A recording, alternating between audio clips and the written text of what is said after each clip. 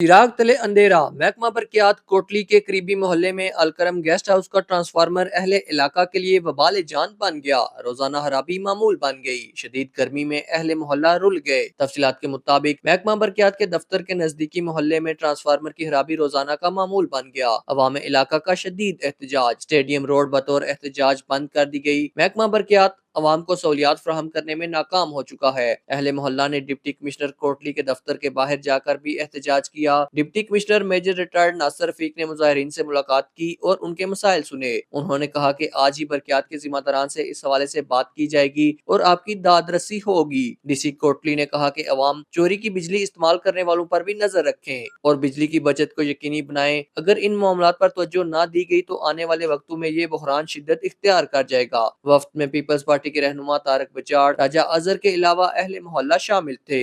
Mirza Zahid Baig, JK news, Kotli, Azad Kashmir.